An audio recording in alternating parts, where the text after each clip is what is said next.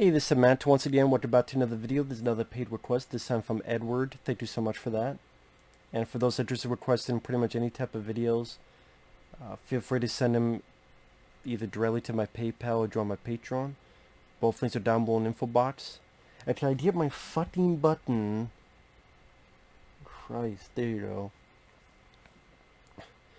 But anyway, this is a review of two other South Park episodes of Season 4, Episode 11 and 12, both dealing with time travel in different ways. And we also have a new intro for South Park, where they told to faster, more explosive, but energetic.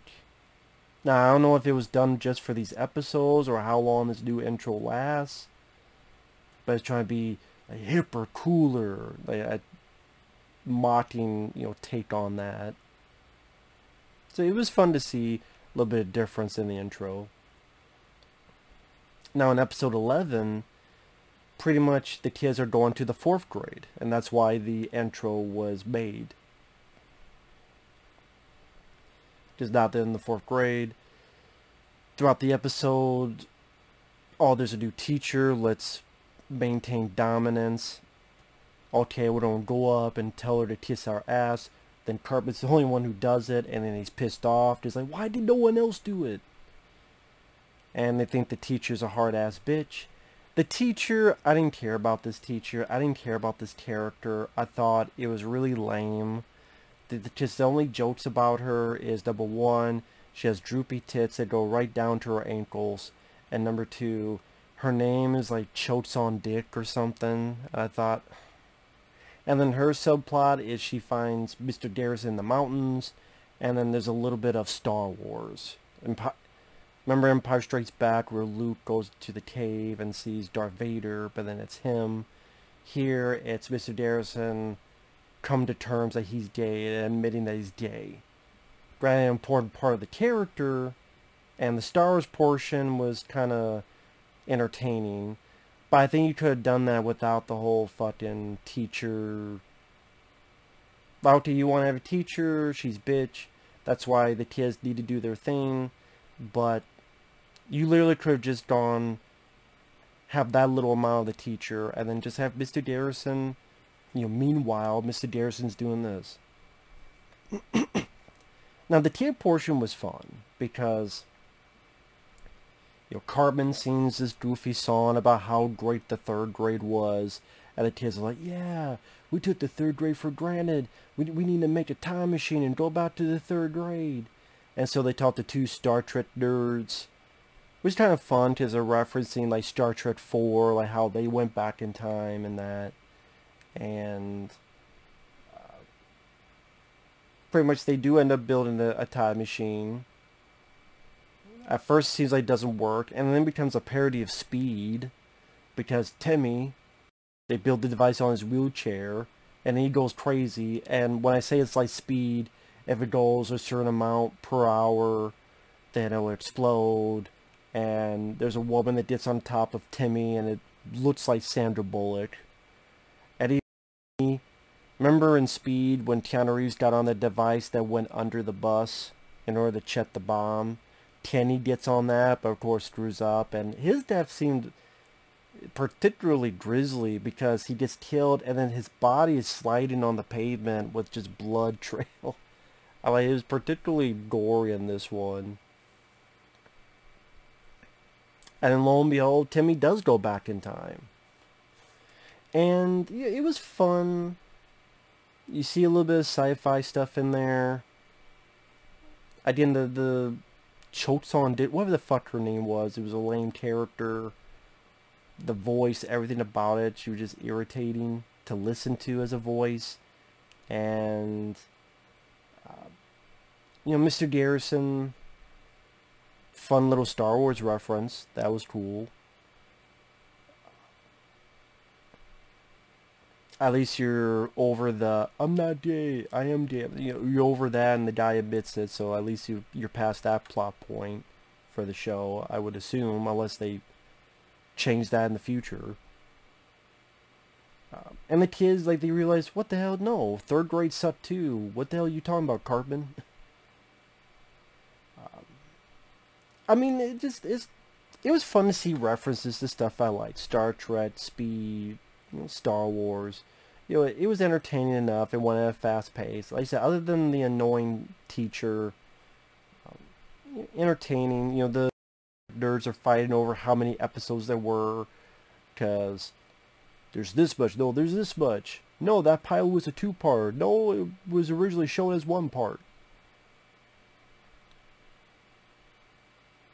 It shows that, someone actually had a little bit of knowledge of Star Trek. They didn't just make shit up on the get-go.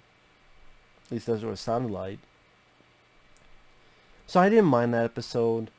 Episode 12, again, you have the new intro because the kids are in the 4th grade. This one is about Carbon has a trapper keeper. Pretty much says trapper for school, and it has all this stuff in it. It has like a flat TV, OnStar. I'm sure people don't know what the fuck OnStar is.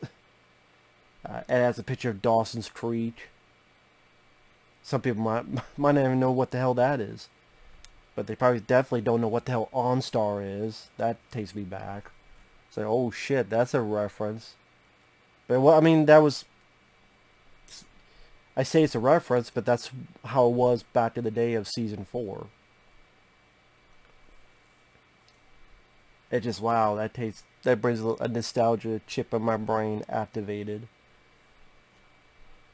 So the subplot, you have Kyle's brother, who's 3, but he gets into elementary, and Mr. Garrison now teaches elementary. And that subplot wasn't too bad, because for the most part, not even for the most part, the elementary kids are actually voiced by little kids. And it made the fact that they're saying things, they're not... It's not that they're cursing, is that they're saying stuff that little kids wouldn't normally say, but at the same time, because the way they're drawn and it's a little kid's voice, it makes it seem a bit cuter. Because pretty much at the time there was an election and a recount. Sounds familiar. And the kids are pretty much voting who wants to be class president, and then the kids keep arguing recount, and it just keeps becoming this snowball effect. That even one of the kids, their relative is Rosie O'Donnell, and it's not actually her voice, but she comes into play in the episode for this recount of an elementary kid, and it's just making fun of the whole recount election and how ridiculous it can get. And the main story is like the Terminator, where this older guy's in 4th grade who names himself Bill Cosby. That was a bad call in retrospect. Either you don't drug the kids. But pretty much he's come back in time because Cartman's Trapper is going to become an AI intelligence and take over the world. And it's definitely a crazy idea, like a lot of South Park episodes. I would say I like this more than episode 11, because this one I got a few more chuckles out of it.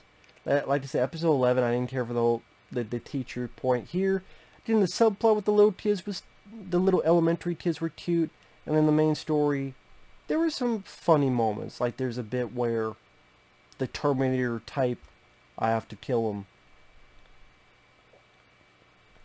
And the other 2 kids, Stan and Kyle, are like, okay, that's fine. Can I do it? Alright, sweet. Kiss your ass goodbye, fat boy. Oh, wait. I've gotten this human emotion called love, or care, or whatever. And the kid's like, no, you don't. Which, because of the type of humor and show this was, that's more in keeping in with the tone. At least they've stayed fairly consistent. And also there's some, like, body horror as well.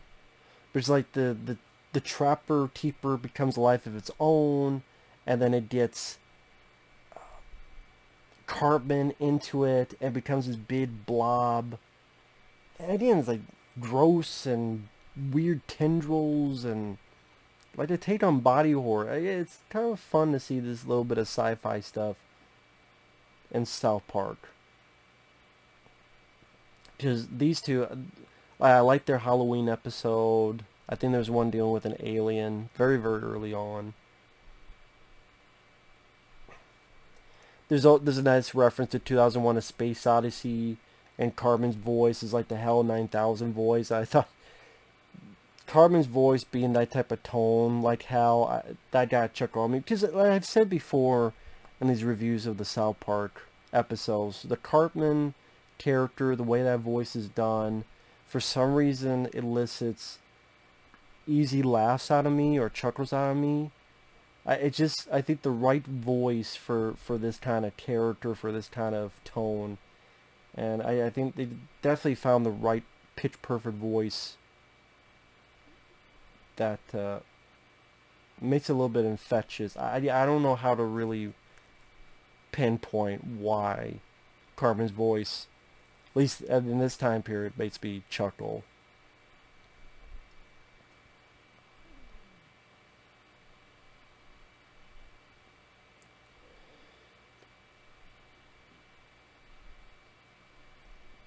And in spoiler alert for the episode, spoiler, how the creature gets killed was it eats Rosie O'Donnell, which I think seems like a reference to Akira, but the way Rosie O'Donnell gets taken and like pops, it's almost as if they were trying to do like the ending of Akira when all shit's going downhill, and like one of the characters gets taken, like, it might be an Akira reference, and then that weakens it because it's Rosie O'Donnell, and I don't blame him because I'm not really a Rosie O'Donnell fan. I still remember going on a tangent. Rosie O'Donnell had a talk show and she had Tom Selleck on, and she like talked shit pretty much on Tom Selleck, who did nothing wrong because he was like, what, NRA or something? And Tom Selleck didn't say anything bad or wrong, just it was Rosie O'Donnell being a bitch.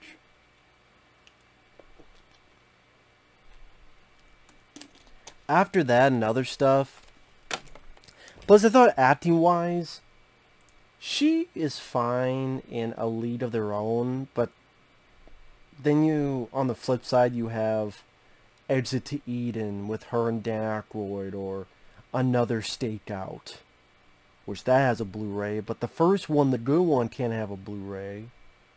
Fuck if I know. But anyway, there's another tangent.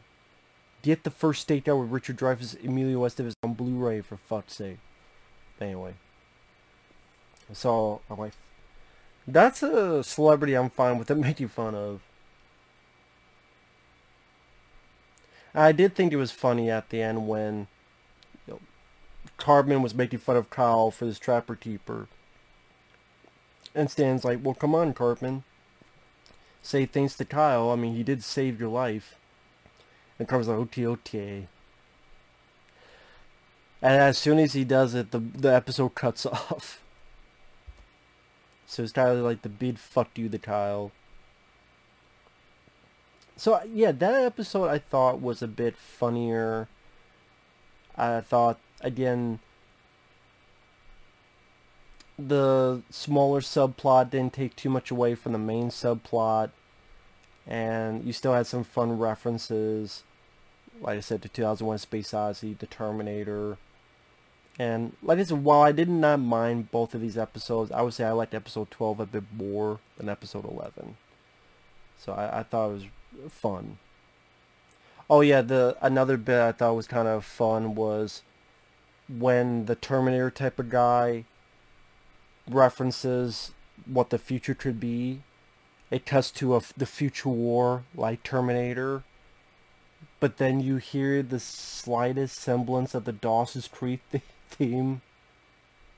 That's someone's, I think it's like Cartman's voice humming.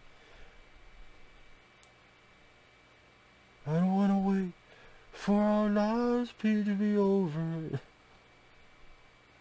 I thought that was kind of fun because of the Dawson's Creek video.